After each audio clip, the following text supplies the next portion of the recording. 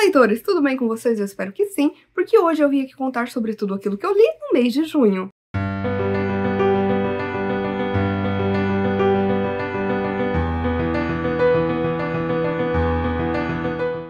Comecei o mês com uma leitura que estava pendente do mês de maio do projeto Lendo Christie, que é 100 gramas de centeio. E aqui a gente tem uma história muito interessante, onde a gente vai conhecer, um senhor que é um empresário que acaba morrendo no meio do seu expediente. E aí, na verdade, se descobre que não foi uma morte natural, que ele foi envenenado. E é aí que o inspetor Neil da Scotland Yard é chamado, pra, de fato, investigar esse caso. E ele acaba descobrindo que no bolso do falecido tinham 100 gramas de centeio. Não se sabe por quê, mas a gente vai descobrir. E é então que todo mundo é suspeito. A gente tem as pessoas que trabalham com esse homem, a gente tem os familiares, a gente tem as pessoas que trabalham na sua casa e, logicamente, a gente vai ver aqui, todo um inquérito acontecendo. Só que uma das mulheres, que é uma grande suspeita no caso e que trabalha ali nesse casarão, acaba desaparecendo do nada, assim, do dia pra noite. Isso vira matéria de jornal, vai parar em tudo quanto é lugar. E é então que a Miss Marple, que a gente já conhece, ela acaba vendo isso e ela reconhece essa mulher já trabalhou com ela. E é então que ela vai até aquela casa e decide que também vai ajudar o investigador a tentar descobrir quem que está por trás de tudo. Gente, foi uma história que teve uma ótima premissa, que no geral me pegou bastante. Eu gosto dessas histórias mais típicas da Agatha, em que a gente tem um casarão, em que todo mundo é suspeito de um caso, e aí a gente vai ter que saber, quem fez tudo. E isso é uma coisa que eu gosto. Eu acho que flui bastante, eu gostei da escrita, lógico, mas eu acho que me decepcionou um pouco. Primeiro, porque eu sinto que tem várias histórias ali que não levam a lugar nenhum, que são colocadas ali porque sim. E outra coisa, gente, é que eu gosto muito da Miss Marple, e eu não gosto quando ela aparece como personagem secundária, o que acontece bastante, mas eu prefiro ela como protagonista. Eu achei que foi uma história que poderia ter me surpreendido mais pela premissa tão incrível que ela teve. Então acabei dando aqui para 100 gramas de centeio 3,5 estrelas.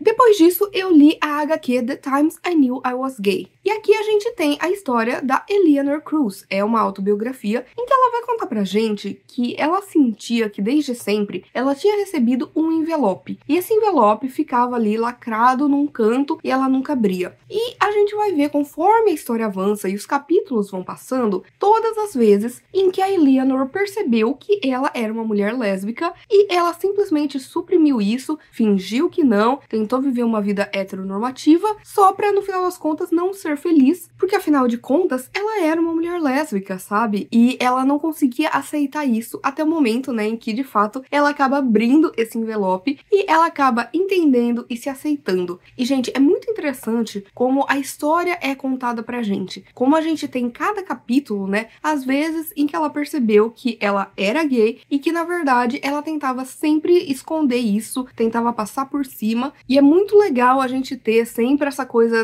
desse envelope que está ali esperando por ela. E assim, gente, eu gostei muito da estética desse quadrinho. Eu gostei das ilustrações, eu gostei do traço, me lembrou muito o traço do Nate Stevenson ali com Nimona, por exemplo, e eu achei isso bem interessante na hora de contar essa história. No entanto, uma coisa que eu não gostei muito, que deixou a desejar, foi o final. Por quê? Porque eu sinto que depois que ela finalmente abre esse envelope e ela se entende como uma mulher lésbica, simplesmente a história acaba. Então eu queria ter visto mais disso, das questões pessoais, da sua vida, de como tudo se desenvolveu, de como as coisas aconteceram. Eu sinto que isso ficou faltando, sabe? Eu entendo que a proposta era falar das vezes em que ela percebeu que ela era uma mulher lésbica e que ela não aceitou isso, mas eu queria ter visto um pouquinho mais depois, sabe? Então por conta disso, eu acabei dando pra essa história em quadrinhos 3,5 estrelas.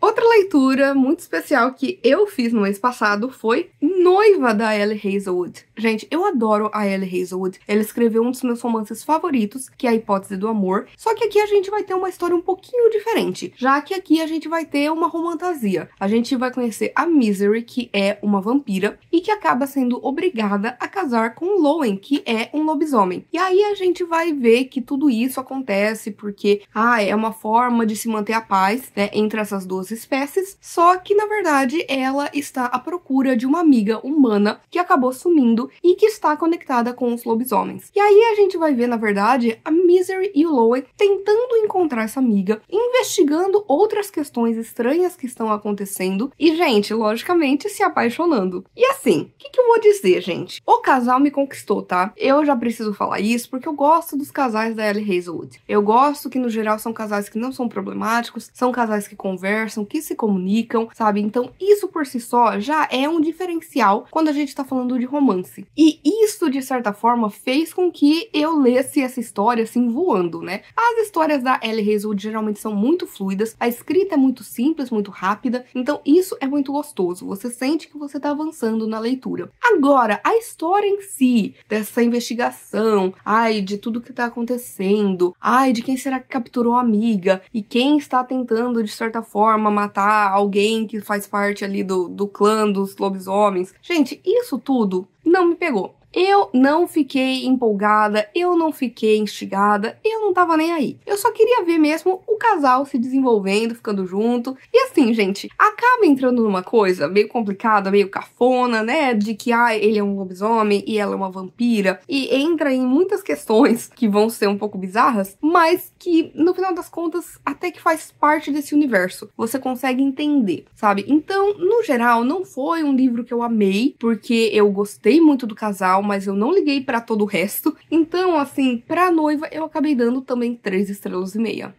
E ainda nesse clima de romance, eu acabei lendo, né, o final da duologia Divinos Rivais com Promessas Cruéis. E assim, gente, no primeiro livro a gente conhece os protagonistas, que é a Aris e o Roman. E eles trabalham em um jornal e eles estão competindo por uma promoção. E então, na verdade, eles são rivais, só que conforme a história vai se desenvolvendo e vai avançando, a gente consegue descobrir que, na verdade, cada um deles tem uma máquina de escrever que contém um poder, já que a gente tá falando de um mundo que tem uma certa magia.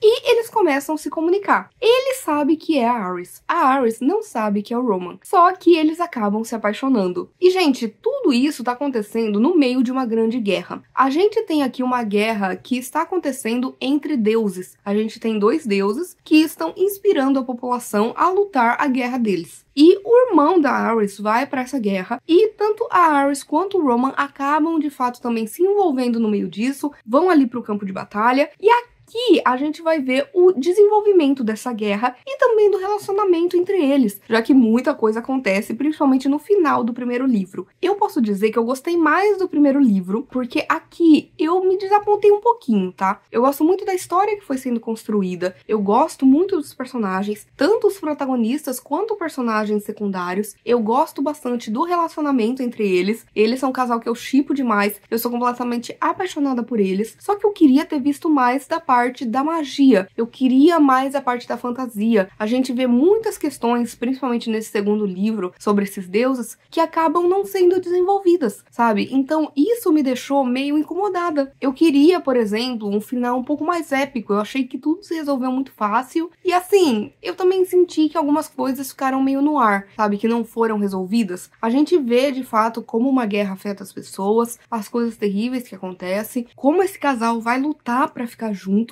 mas eu senti que faltou mais desenvolvimento aqui por conta de tudo que estava acontecendo no background. Então assim, gente, eu gosto bastante dessa história, tá? Eu gosto bastante desse casal, eu gosto bastante de tudo que foi sendo construído pela Rebecca Ross, mas eu acho que faltou aí muito mais detalhes na execução. Então por conta disso eu acabei dando para Promessas Cruéis 4 estrelas.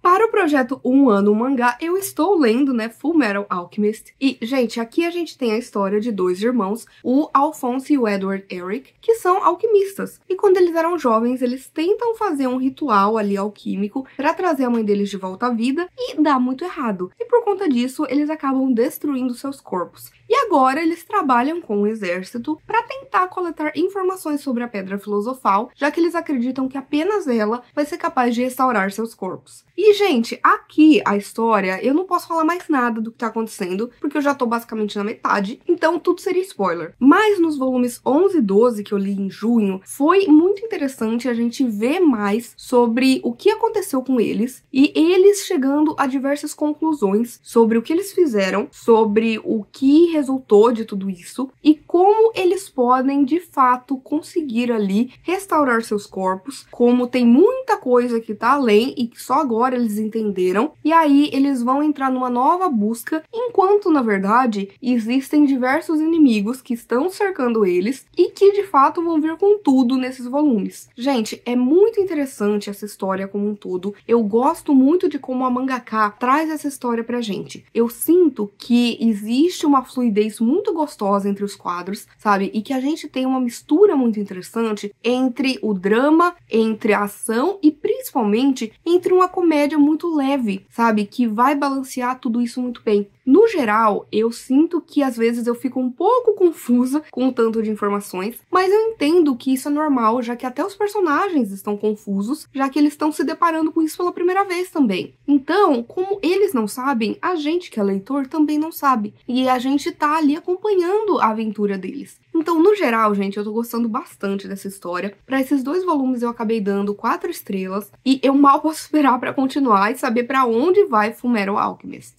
Também li uma outra HQ muito especial que é Transitions, A Mother's Journey. E aqui a gente tem a história de uma mãe que acaba ali, né, tendo que lidar com o fato de que o seu filho é um homem trans. E a gente vai ver toda a sua evolução, a gente vai ver todos os seus estágios, a gente vai ver ela com raiva, ela com a questão da negação, ela não entendendo, até ela se deparando com fatos, ela indo atrás de artigos científicos, ela tentando compreender tudo, e indo em uma jornada de aceitação, de empatia e de amor. Gente, eu achei muito interessante como um todo, tá? Foi a primeira vez que eu me deparei com uma história assim, e eu achei interessante a gente ter, do ponto de vista da mãe, essas questões que ela vai lidando, né, ao longo de um período aí, enquanto ela entende que tem um filho trans. E, gente, eu super entendo que algumas coisas aqui são gatilhos, algumas coisas são complicadas, porque a gente tá vendo do ponto de vista de uma mulher heterossexual, cisgênero, sabe, lidando com questões que ela nunca entendeu antes, que ela nunca buscou antes, então é muito complexo tudo isso. Mas eu gostei da gente ver, de fato, como o tempo vai passando, como ela vai indo atrás, como ela busca informação e como ela, de fato, vai entendendo tudo o que tá acontecendo, sabe, pra poder, de fato, apoiar, ter empatia e amar cada vez mais o seu filho. E é muito interessante aqui como a gente tem também diversos diagramas, como a gente tem ali diversas referências de estudos, de artigos, de livros que são colocados ali de maneira gráfica pra gente entender tudo, sabe? Pra gente compreender também junto com ela questões que talvez, né, você possa ter, você pode não entender, né, sobre pessoas transgêneros. E, gente, eu posso dizer que eu gostei bastante dessa história nesse sentido. Eu achei a ilustração muito interessante. Ela não é uma ilustração super bem feita, com traços bem nítidos e, ai, cores maravilhosas. Não, mas funciona aqui, sabe? E é legal a gente ter aqui, né, a vivência dessa mãe misturada com a vivência de outras mães. Tanto que a protagonista aqui, a história não é apenas sobre ela, né? É uma amálgama da sua história com a história de outras mães. E é interessante a gente ver o ponto de vista dela, só que eu gostaria de ter visto mais, sabe? Eu senti que muitas vezes a história ela fica um pouco truncada, sabe? Não flui tão bem quanto eu gostaria. Queria que tivesse um pouco mais ali do ponto de vista do filho, apesar que volta e meia acontece da gente ter um pouco da perspectiva dele, só que eu acho que seria importante pra amarrar essa narrativa, sabe? Então, no geral, eu gostei, mas eu acho que faltou algumas coisas. E por isso, eu acabei dando para Transitions 3 estrelas e meia. Acho que é, sim, uma ótima pedida para pessoas que são cisgênero, heterossexual, que querem compreender mais, né, sobre transgêneros, só que é aquela coisa, não é exatamente uma graphic novel LGBTQIAPN+, porque tá mostrando, né, um ponto de vista que não é esse, mas que de certa forma reflete na comunidade. Então, achei interessante, mas ficou faltando algumas coisas. E agora, gente, antes de falar sobre a melhor leitura do mês, eu vou pedir, por favor, para vocês se inscreverem aqui no canal, para vocês curtirem esse vídeo, para vocês aproveitarem e mandarem aí para amigos, pessoas que gostam de ler, pessoas que você acha que gostariam, né, desse canal, porque isso me ajuda demais e não custa nada para vocês. Muito pelo contrário, vocês estão ajudando aí, né, a espalhar conhecimento e esse amor pelos livros. Então, agora sim, vou falar sobre a melhor leitura que eu realizei em junho.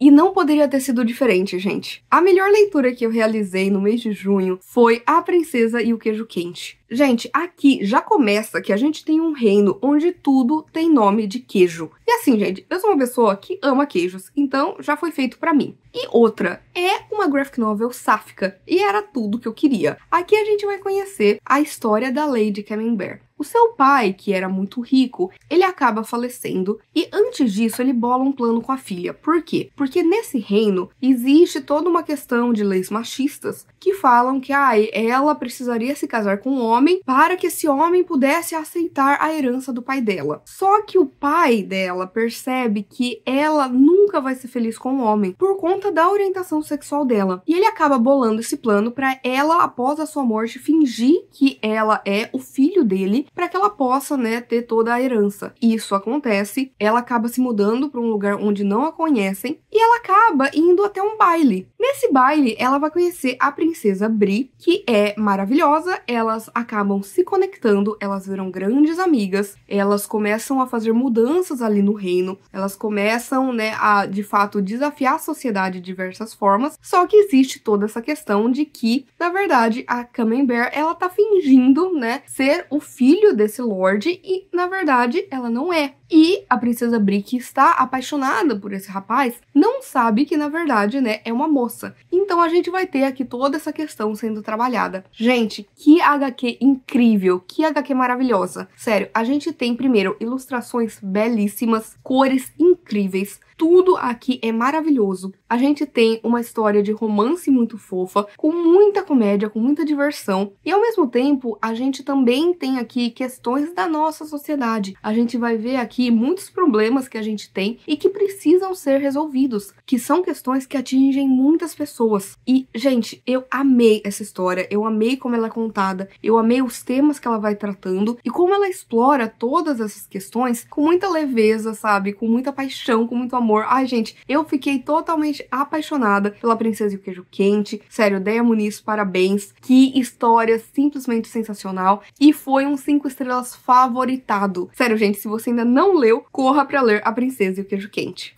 E é isso, gente. Eu espero que vocês tenham gostado do vídeo de hoje. Por favor, se você quiser continuar conversando comigo a respeito de livros, filmes, séries, qualquer outra coisa, não deixe de me contatar nas minhas outras redes sociais. Por favor, curta esse vídeo, porque isso ajuda muito o meu trabalho, faz com que esse vídeo e o canal chegue a mais pessoas. Compartilhe com seus amigos, comente aqui embaixo qual foi a melhor leitura que você realizou no mês de junho. E, por favor, não deixe de se inscrever no canal Livro em Livro se você ainda não é inscrito. E aproveite para ativar as notificações, ativar o sininho, porque toda sexta-feira e domingo tem conteúdo novo por aqui. Então a gente se vê no vídeo que vem.